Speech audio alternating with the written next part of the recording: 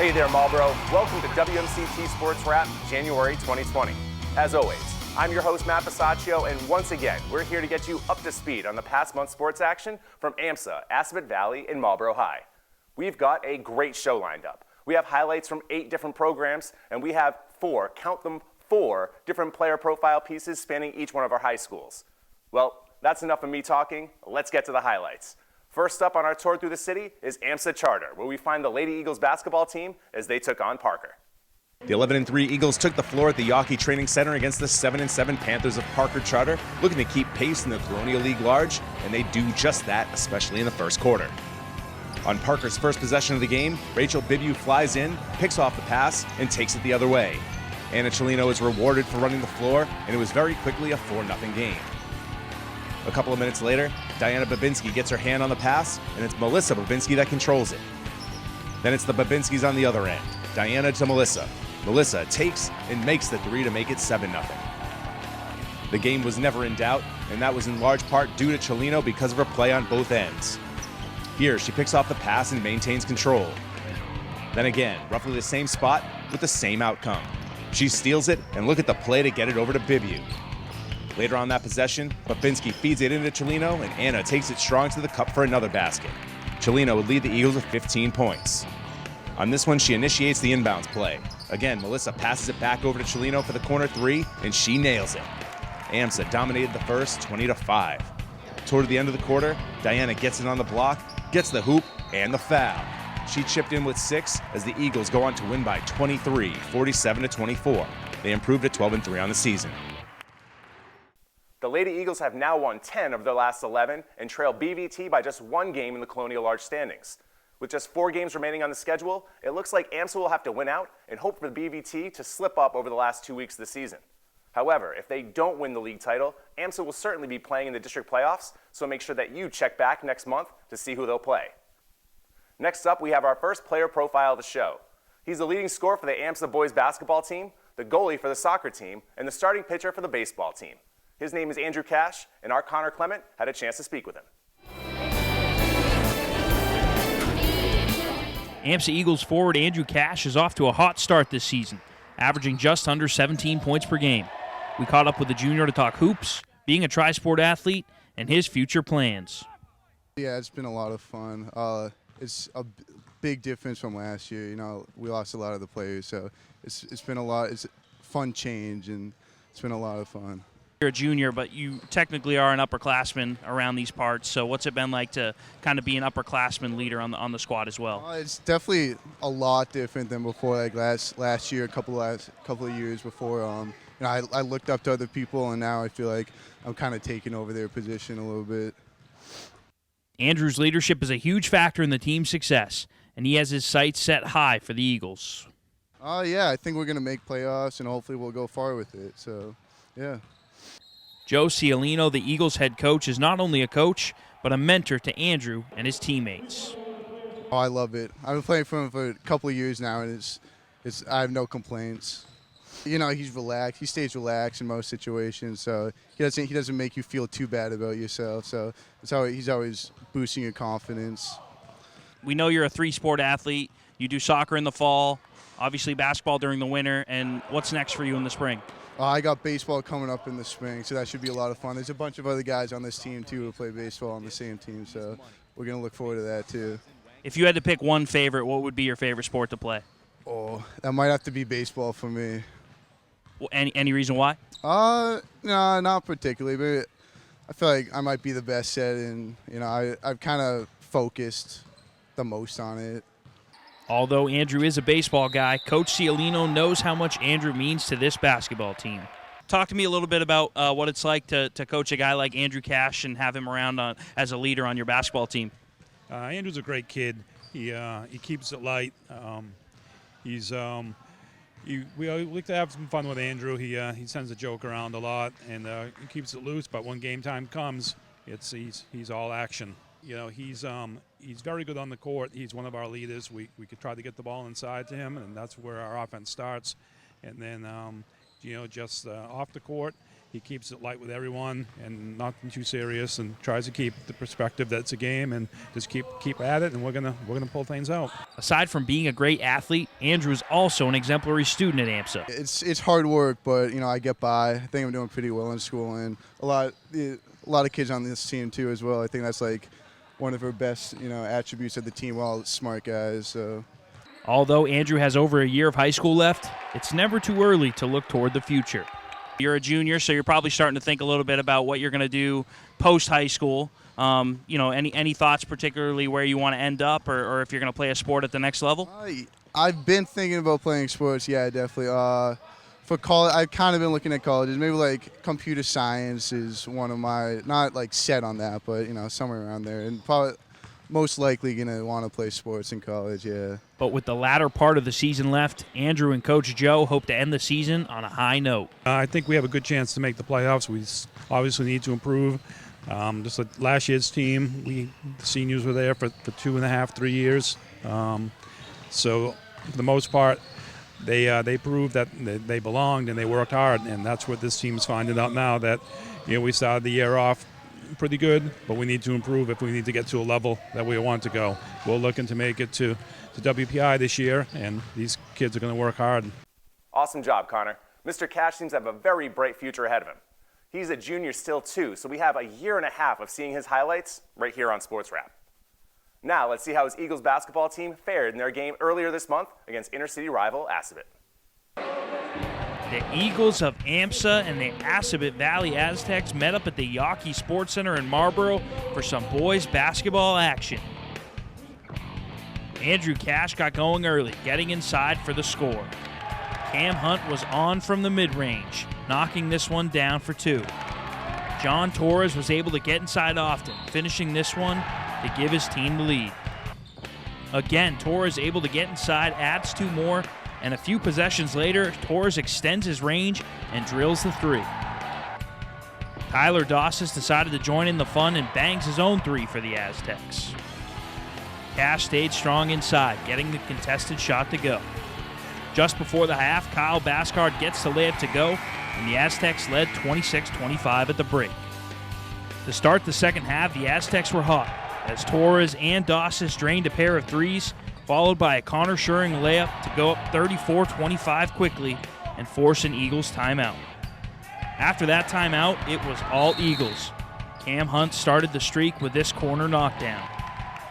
Cash again grabbing the offensive rebound and putting it back up for the score. Gabe Lemus then hit the corner 3 for the Eagles, and a few possessions later, it was followed up by a 3 from Cooper Sanford, which forced the Aztecs to call a timeout. Cash later gets the and 1 to go, and Cam Hunt finished a pretty turnaround that all but put the Aztecs out of it. After Assabet Valley's 8-0 run to start the second half, the Eagles outscored the Aztecs 41-12. The Eagles improved to 3-2 on the season, while the Aztecs fell to 3-3. That was an impressive win against a good team on the other side in Assabet. The Eagles at the end of January find themselves just 1 game behind Parker Charter with 5 games remaining in the season. AMSA seems to be a lock at this point for a district playoff berth, and we'll have their seeding and opponent for you here on Sports Wrap next month. That's it for our stop at AMSA. When we come back after a quick break, we'll head over to Assabet Valley. Stay tuned. I am an 8-year-old girl who's not excited for the last day of school. Because this may be the last time I'll have lunch. Till September. I am a single father of 2 who works 3 part-time jobs, and that's still not enough to put food on the table. I am a 16-year-old boy who just got my first job to help feed my little sisters. I was created by artificial intelligence from faces of the 1 in 8 Americans who struggle with hunger. People you pass by every day but never knew they were hungry.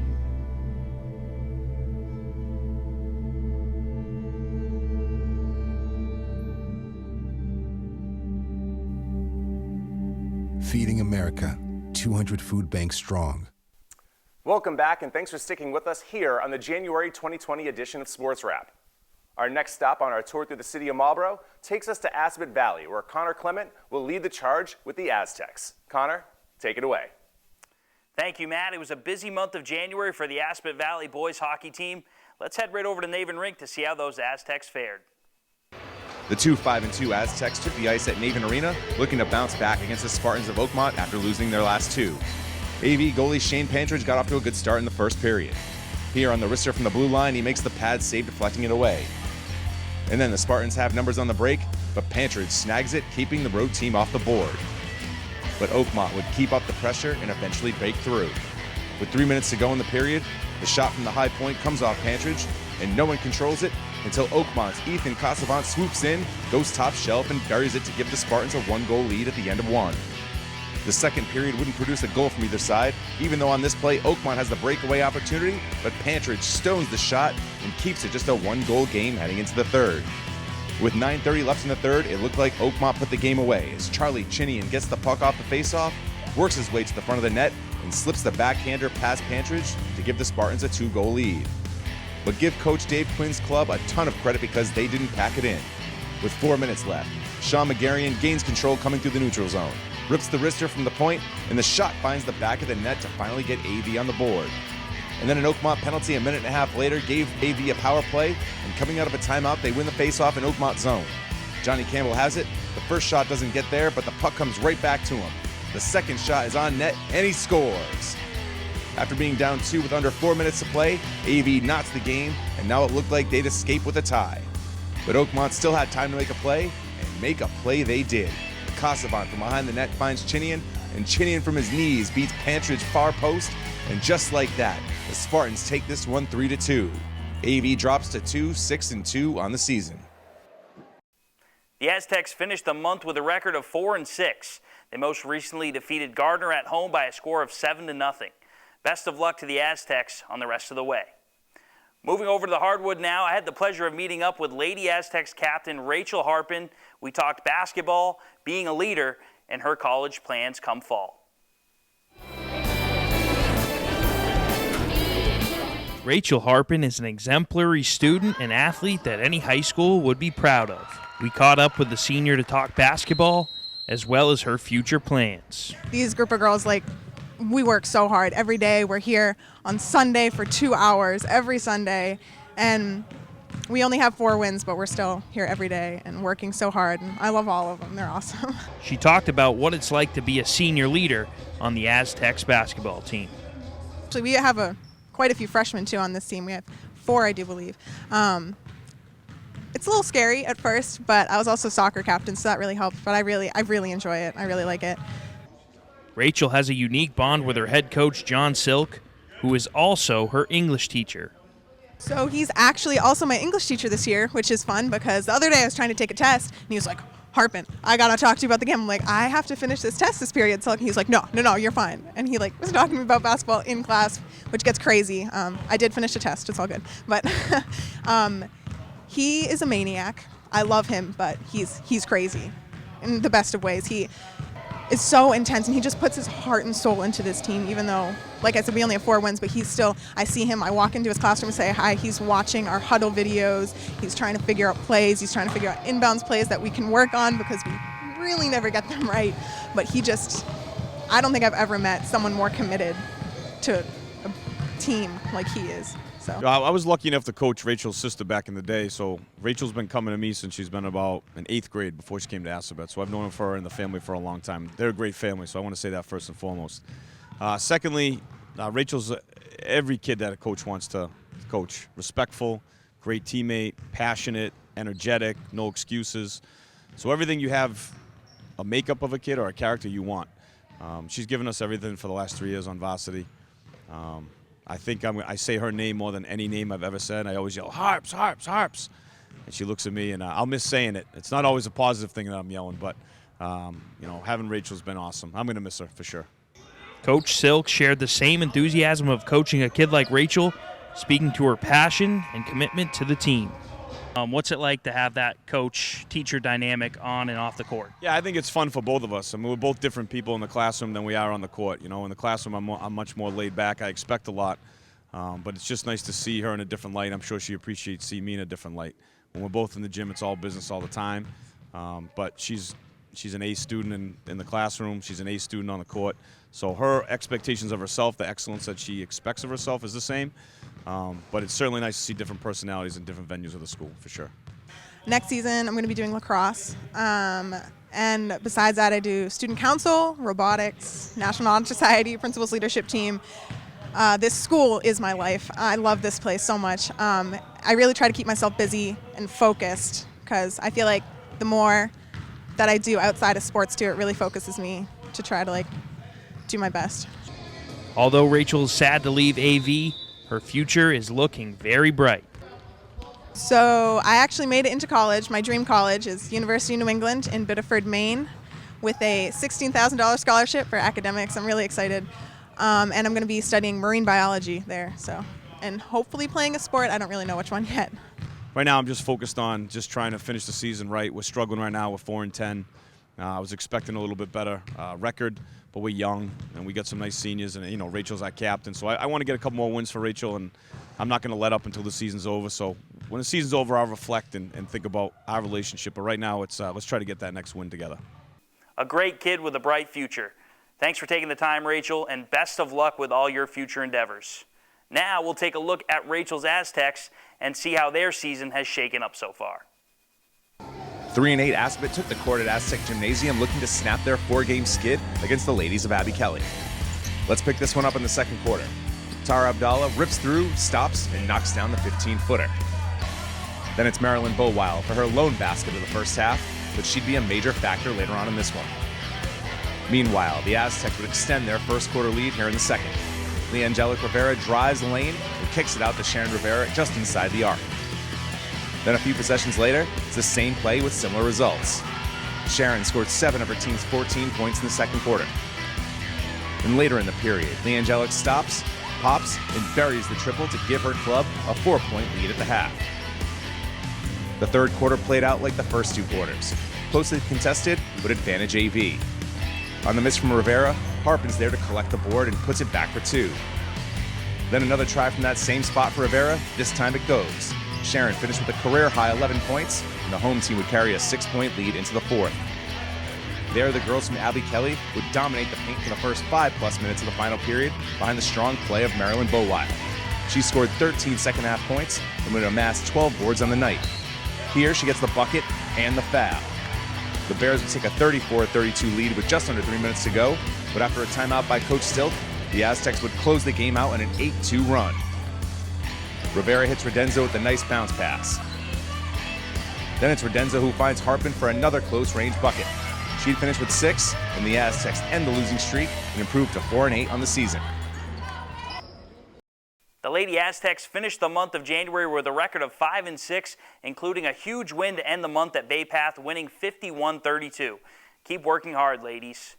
Now to the boys' side of the court, as our own Matt Bisaccio caught up with AV junior guard Xavier Morales, who is as focused and determined as ever to live up to the big expectations as a leader for the Aztecs.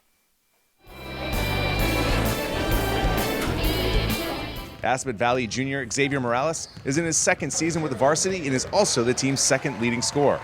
He's preparing himself for his future, but aside from his studies, he's focused on basketball. Here at Aspet, I take business technology, and I think it's a really good shop and would just help me in my career and future. And I think I'm going to do it after high school and go to college for it. Yeah, basically just have fun. It's the same thing. I'm always playing basketball on the court, just YMCA, local gyms like Boys and Girls Club. I'm always there, just playing basketball. That's pretty much what I do in my free time, too. Xavier and his coach, Bobby Corazzini, describe what type of player X is on the court. I think I'm a playmaker first, obviously, and defensively, I really take pride in my defense and just being aggressive and getting my teammates involved and just wanting to win all the time. Xavier is, he's a local kid. He's very humble, very hardworking. He's really dedicated himself to becoming a tough point guard in the Colonial League. He's got a really strong family background, and he's super dedicated to the program. What do you think that you've probably improved on most of all from last year to this year? Kind of just like slowing my pace in the game. Before, as a player, I wasn't keeping my head up as much, dribbling. Now, what about something that you think like going forward is going to be something that you're going to need to improve on to help yourself not only this season, but next year too? For this year and next year, for the rest of the season, I think we just need to stay focused. And for me, like personally, I think I need to be a better box-out rebounder and just all-around game. Last year, Xavier was a bench player for a team that came 1 quarter away from a district title. He spoke to us about what that experience was like for him. It was a really good year. Like, we all played together as a team, and looking up to the older guys, like they're like big brothers to me. All of them, Jeff, Jerry, those guys, they really helped me. And I think I've gained a lot of knowledge from them, and my level just of skill became higher too. Yeah, I think guarding Jerry with practice was very impactful for me because it made me a way better defender, and that's what Coach always wanted me to do, and I just would try, but it's hard assignment. Well, I think that team last year was really such a talented team, and I know this group of guys really had some big shoes to fill coming into this year. And I've been saying to them since day one that this is our year this year. Last year was last year, the year before was the year before, and that group of kids was a very special group, and we love them. They're part of our family. But now we have to work on moving forward and creating our own identity. Both Coach Corazzini and Morales talk about how the junior has handled his new role on the team. Yeah, I mean, there's no doubt about it. When Xavier comes to play, he comes to play. He works hard. He really focuses hard on the defensive end of the ball. And what I love about Xavier is, he doesn't let his offense dictate how hard he plays defensively. So if he's having a rough night or we're having a rough night as a team, you can always count on Xavier to play tough defense and just dig in and work hard, maybe when some other guys aren't. It's great for me because I've been wanting this role and I've been ready to step up for this team and really help, and I just want to win and do whatever it takes. Morales explained what it's like playing for Coach Corazzini and how he's helped him become a better player. Coach really gets on us, but it's just for the better of us. He wants all of us to do good, and even game day practice, we're always going hard no matter what. We're 100% all the time, always staying focused, and he really gets on us for that. And he says that we haven't found our role as a team yet, so we just need to figure that out, and we'll be good for the rest of the season. And after a slow start for the Aztecs in 2020, X knows what his team needs to do to turn the season around. One really big thing we need to do to turn the season around is just always stay focused, because sometimes I feel like we just get a little off task and we get one win and we get too comfortable. We have to just keep coming and stay strong and keep going for wins. Xavier isn't only a leader on the floor, he excels as a leader off of it. Keep up the good work, Xavier. We know it will pay off. You'll now get a chance to see Xavier and his teammates in action over the course of January as we view some highlights from the Aztecs boys basketball team. 5-5 Aspet took the floor at Aztec Gymnasium, trying to make it 3 wins in a row against the Bears of Abby Kelly. Early on, the Bears shot the ball well. Here, the hustle play results in an easy hoop for Genus, who would score 11 on the night, but the leading man for Abby Kelly was Vince Asafo. He tallied 18 points on 7 made baskets, including this finger roll high off the glass, and then later in the period, he gets on the wing and rips the 3. The road team would carry a lead early on, but it wouldn't last long. Mike Glasgow gets it down low, spins towards the rim, and finishes with the left. And later, junior guard John Torres runs the baseline, catches it in the corner for 3, and AV would lead 16-14 after 1. The second period would see the Aztecs grow their lead to 9, and Xavier Morales' defense had a lot to do with it. On this play, he picks off the inbounds pass and starts the fast break. His lay-in attempt is off, but look at Tyler Dawsas. He doesn't have anywhere to go, so he flips the shot over his head, and it falls. Later, it's another steal from Morales that would lead to free throws. And then again, he jumps the passing lane and comes away with it. Then he plays facilitator as he finds Mike Glasgow for another basket.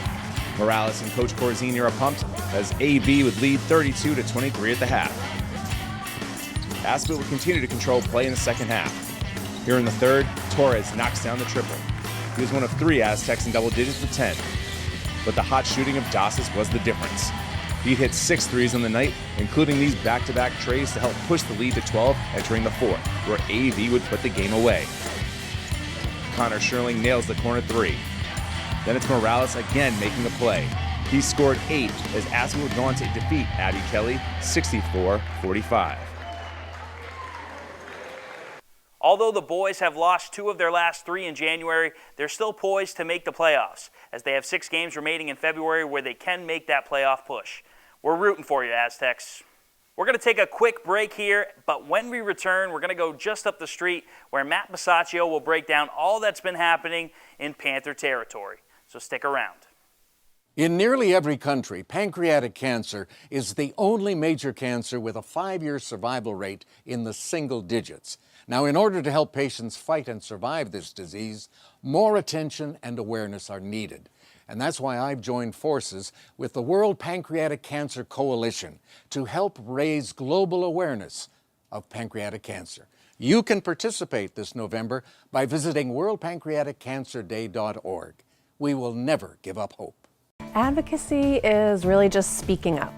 It's speaking for folks that can't use their voice right now or for causes that need a lot of loud voices to speak for them. We think that people should advocate, that everybody should advocate, because it's part of the process of helping to end hunger in Worcester County and in our country as a whole. Advocacy could be calling your legislator on the phone, sending them an email, writing a letter to your newspaper, posting things on social media. It can just take so many different forms. We know that we need to tell our legislators that we need them to take steps to help us end hunger. Anyone who has compassion and empathy for the problems and the plights of others, or perhaps you've experienced issues of hunger yourself, or you know friends or family or neighbors that have. Anyone can and really should become an advocate, because our voices really do have power.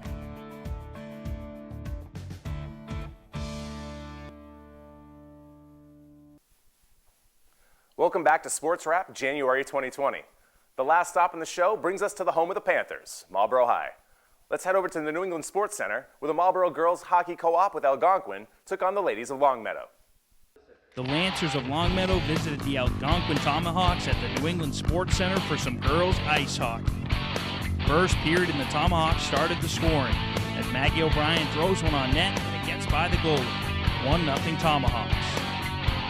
Later in the first period, it's fired from up in the zone and backhanded on goal by Hodgkins for the 2-0 Tomahawk advantage. Finally, in the first period, Amy McGlashing fires one top left, and it's good for a 3-0 advantage. The Lancers started to fight back in the second period as this one's fired on net for the score, cutting the Algonquin lead down 3-1. The Lancers captain again as she ties it up at 3 late in the second. Third period was all Tomahawks as Amy McGlashing again finds the net and gives the Tomahawks a 5-3 lead late in this one. It was enough to hold on as Algonquin improved to 4-1-2 on the season. Despite the win and a winning record this season, the Marlboro Algonquin Co-op sits in the basement of the Central West Division A standings. With only 3 games remaining and 3 teams ahead of them, a lot has to go right between now and the end of the season for them to win the league title. Check back next month to see how it all shakes out.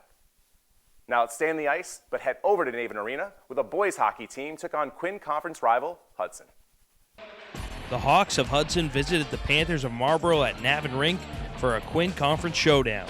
The Hawks came in 3-0 in the league, while the Panthers were 2-1-1.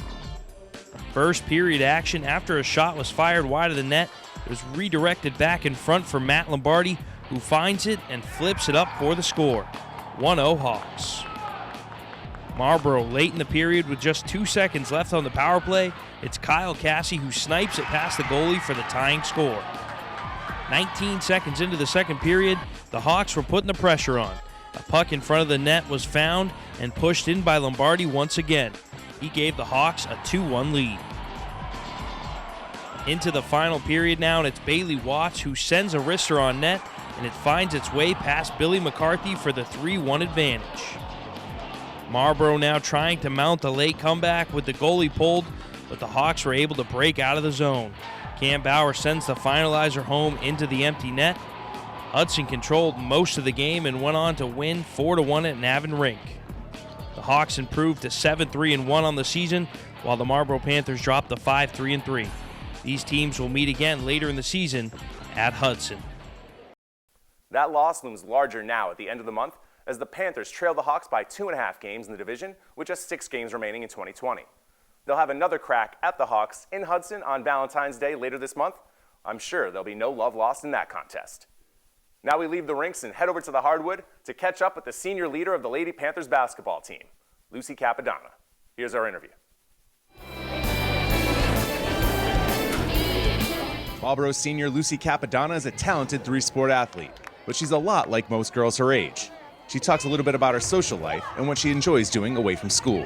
Hanging out with friends would be two of my best friends are on the team. One's a manager, one plays. Some of them are in college. I'd say like just hanging out, making food, watching movies, stuff like that. I love watching TV, sports on TV. Kind of basic, hanging out with friends. I like helping out a team. I help out this travel team. That's like a youth team. I love working with them. It's a lot of fun. Marlboro High supports unified sports, something that Lucy has taken part in during her time as a Panther. I did it freshman year, and I did it a little bit this year, but because I was playing a fall sport, I kind of was in and out. But that's loads of fun, too. Seeing them in school is awesome. When asked about her favorite subject in school, she chose economics. Despite it not being easy for her, she believes it's something that will help her down the line. My favorite subject this year is probably econ. I'm not very good at it, but I actually like learning about the subject. Like it's interesting to know. It's something you just don't really learn in everyday life. Like you wouldn't really, like you think you know the answer, but you really don't. And it actually makes, like I'm actually learning something that I feel like I can know about something that's gonna happen in the future. Entering her final semester at Marlboro High, Lucy explains what's made her time as a Panther special and how it's made her more independent. Marlboro High is just really like diverse. Everybody's from a different background, everybody has their own things going on, and everybody kind of just does their own thing. Like I have my friends, you have yours, all that stuff. I think it makes you really independent, and you do your own thing, you need to work on yourself, you do that. And I love being independent in that way. Lucy earlier this school year tried out and made the varsity football team as the place kicker. She and Coach Mahoney spoke about what led her to that decision and what the experience was like for her.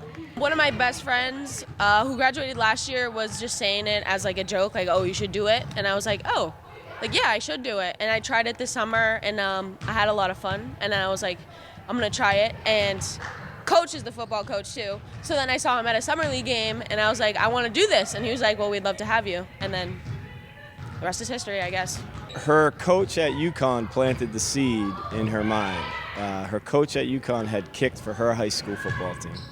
And she told Lucy it would be fine if she wanted to try that. So Lucy, being Lucy, started to practice, and she became very good at it. She was a great addition to the football team, not only because she kicked, so well. She was, I think, 25 for 27 on PATs. But just having her around, she's always positive, she's always optimistic. We struggled early last season, and she was always there to encourage guys. And so she was an awesome teammate, and she was a very productive kicker for us. After taking over the girls' head coaching job last year, Coach Mahoney has led the program to consecutive winning seasons. Both describe what it's like working together. Last year he came in like with a week left before the season started, so I was a little nervous because I've never had him as a coach, so I was like, I don't really know, like I don't know him.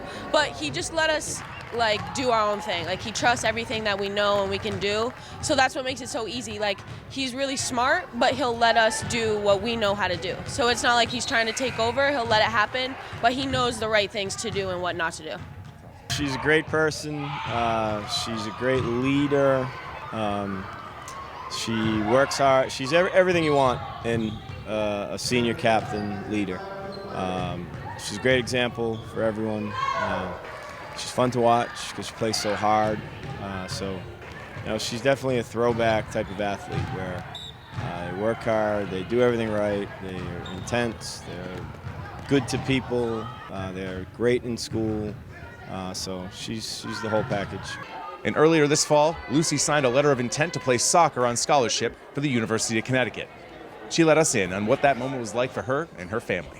When I signed it, it was just kind of like relief, like it's over. Like the college process started so long ago, like it's just like it's officially finally over, and it just felt so good. And I feel just like I just wanted to make my parents like proud that I could do it, like finally pay them a little bit back of what they've done for me. Sort of, it was just like kind of like I got you for this one. Congratulations to Lucy and her family on that scholarship. Lucy is a tough competitor who has helped her team to the first place record in the Midwalk B. Let's check out 2 of their games this month.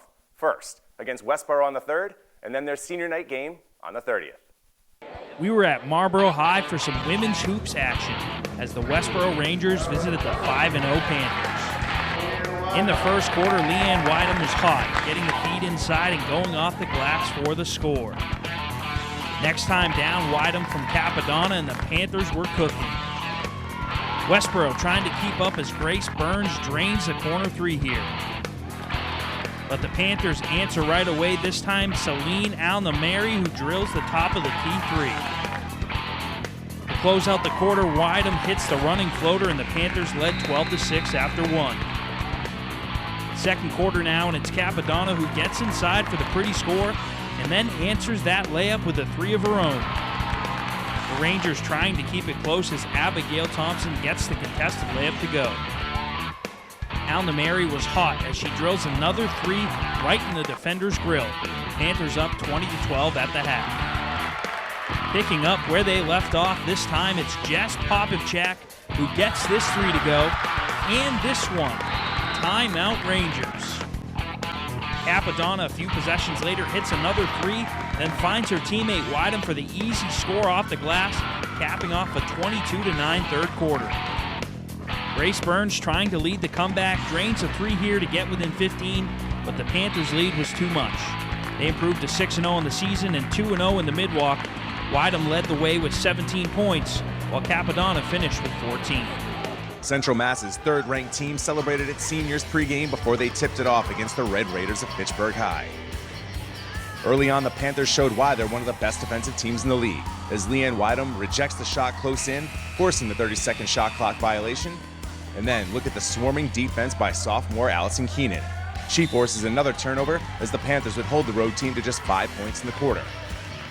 Marlboro wouldn't shoot the ball especially well themselves in the first, but Wydom converts the wide-open lay-in here. Then later, she has it in the same spot, and this time she steps back for the 13-footer to help give her team a 10-5 lead after one. In the second, Fitchburg would keep the game close, outscoring the Panthers 7-5 in the period. Tania Council gets the baseline floater to drop. Then in transition, it's Graham knifing her way to the basket for two, and the Red Raiders would trail by just 3 as both teams headed for the locker room. In the third, Coach Mahoney's club would begin to separate themselves. Kathleen Binkowitz drives and dishes to Wydom for an easy two. Then on the break, Capadonna gets into the lane, surveys, and finds Wydom running the floor. The first one doesn't go, but she gets the offensive board and puts it back up. Leanne would score 6 in the quarter. Then it's Wydom to Capadonna to Binkowitz for 3.